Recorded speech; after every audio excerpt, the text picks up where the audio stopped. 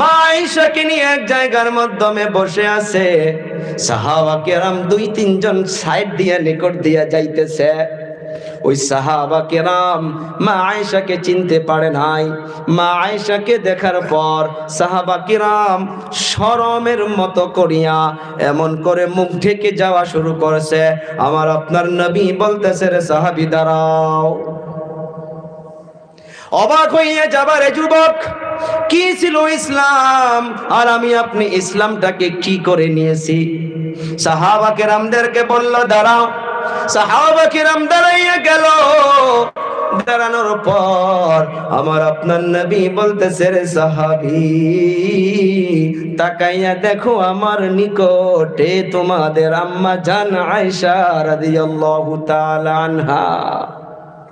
সাহাবা কিরাম মাথার মাধ্যমে হাত দিয়ে অবাক হইয়া গেল, ও হুজুরে কি বলতেছেন?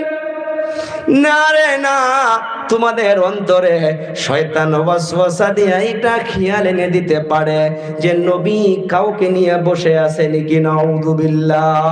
সেই জন্য আমি সন্দেহটা মেরে দিলাম আমি তোমার আম্মা জান আয়েশাকে নিয়ে বসে আছি। এই বাবারা বন্ধুরা, আগেই বলেছি সামাজিক আলোচনা করব, এগুলো শুনে শুনে শুনে শুনে যেন আমার আপনার জিন্দেগিতে ফিট করতে পারি। বাড়িতে নাই আপনার ছেলে, নাই আপনার হাজবেন্ড, নাই আপনার বাবা, নাই আপনার শ্বশুর আব্বা নাই, আপনি জবাব দিয়ে দেন নাই নাই পরে আইসেন। বাড়িতে নাই এখন। আজকের তারিখে যুবকগুলো বুদ্ধি করে করে শিখর গুটকা মুখে দিয়া বুদ্ধি করে যায় যে চল ভাই তো বাড়িতে নাই, ভাবির সঙ্গে অল্প হাসি মজাক করে আসি।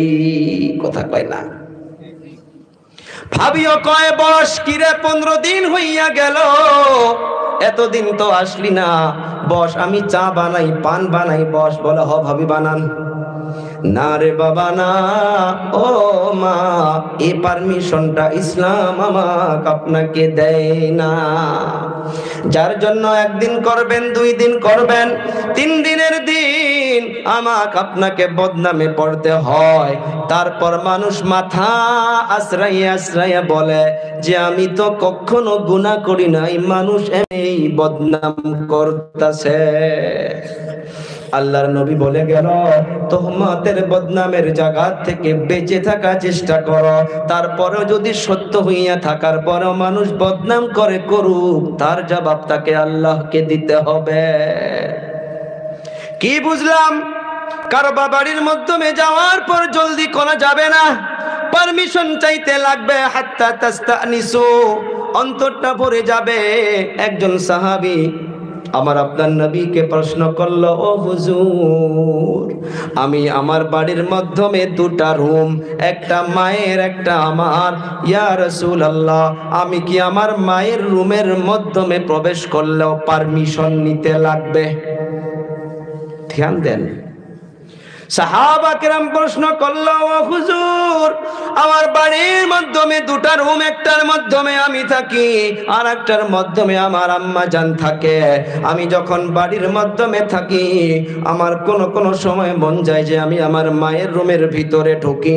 ও হুজুর আমার মায়ের রুমের ভিতরে ঢোকার জন্য কি আমাকে পারমিশন নিতে লাগবে? নবীর জবাবটা শোনেন। কি করতাছি আমি আপনি, কেমন ভাবে জিন্দেগি পার করতাছি।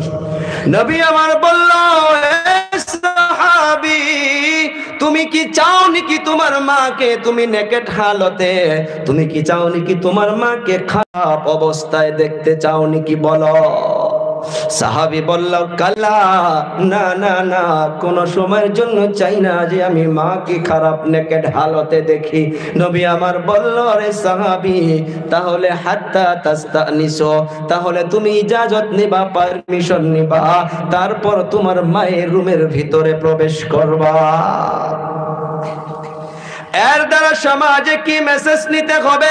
মা, দুনিয়ার মাধ্যমে মায়ের মতো কেউ নাই। ওই মায়ের রুমের মাধ্যমে যদি প্রবেশ করতে গেলে পারমিশন নিতে লাগে, আমি আপনি কোথায় পাইলাম যে চাচির রুমে, ভাবির রুমে, মামির রুমে প্রবেশ করতে চিনা জানা বলে এমনি ঢুকতে পারবেন?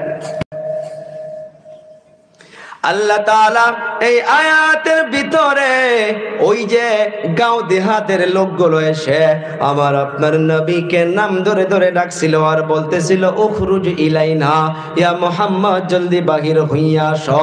আজকের তারিখে কারো বাড়ির নিকটে যাওয়ার পর যদি কাউকে আমি আপনি ডাকি, ওখানে জলদিবাজি করি, তাড়াতাড়ি করি, না রে বাবা না, হুজুরকে ডাকতে গিয়েছ, হুজুরেরও তো কিছু জরুরত থাকতেই পারে, হইতে পারে ওয়াশরুমে গেছে, হইতে পারে অপ্ন ক্লিন হইতেছে, হইতে পারে গোসল করতেছে।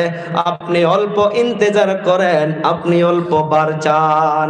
আর যদি ইন্তেজার না করেন, জলদিবাজি করেন, আর যদি ওভারটেক করে কারো বা বাড়ির মাধ্যমে প্রবেশ করেন, এইটা কোনো বক্তা নয়, কোনো আলিম নয়, আল্লাহ তাআলা জানাইয়া দিলেন যে লা ইয়াকিলুন, তারা হইতেছে ব্যাক্কেল লোক। মানব তো ইনশাআল্লাহ? মনে থাকবে, একটা একটা করে বলতেছি ভাই, হাত জোর করে বলতেছি, আমলের উদ্দেশ্য জিন্দেগিকে চেঞ্জ করি, বদলাই। বদলাইতে কোন সময় পারবো? আমাকে আপনাকে নিয়ত করতে হবে।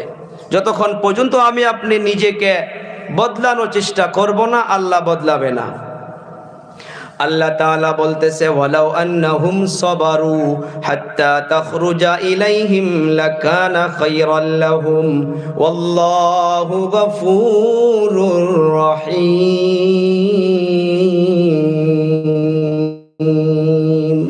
আল্লাহ তাআলা বলতেছে, তুমি নিজেই বাইরে বের হয়ে তাদের কাছে আসো পর্যন্ত যদি তারা ধৈর্য ধারণ করত। তারা জলদিবাজি করতেছে, তারা যদি সবর করত, ধৈর্য ধারণ করত, আপনি ঘরের থেকে বাহির হয়ে আসা না পর্যন্ত, সেটাই তাদের জন্য অনেক ভালো হইতো। আল্লাহ অতি ক্ষমাশীল, পরম দয়ালু। তাহলে কি বুঝলাম?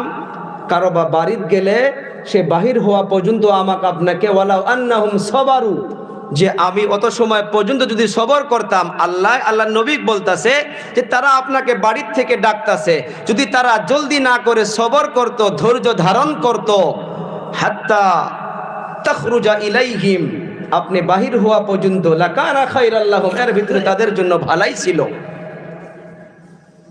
কিন্তু তারা জলদিবাজি করলো, যার জন্য আল্লাহ তাআলা তাদেরকে ব্যাক্কেল বলে বলল। এটা দুনিয়ার কেউ ব্যাক্কেল বলে নাই, হ্যাঁ আল্লাহ বলছে। আল্লাহ বলছে লা ইয়াকিলুন, তাদের আকল নাই, তাদের কোনো দিমাগই নাই, তাদের কোনো বিবেক বিবেচনাই নাই। কে ভাই আলোচনা খারাপ লাগতেছে? উঠাউঠি করেন না, আর দু তিনজন ওঠেন তো আমি শেষ করে দেব। আপনারা তো আমাকে জানেনই, আমি ধরেন ওই কিসসা কাহিনী আমি মুখস্থ করিও নাই, ওরকম কিসসা কাহিনী কমেই জানি। সেই জন্য সূরা হুজুরাতটা নিচে সামাজিক আলোচনা, কারণ বয়ান তো অনেক হয়েছে, সন্ধ্যার থেকে শুনছেন। এই সূরা হুজুরাতটা মুখতাসার করে যদি আপনাদের সম্মুখে শোনাই দিতে পারি, একটা একটা দেখেন কয়বা একটা বিষয় গেল না।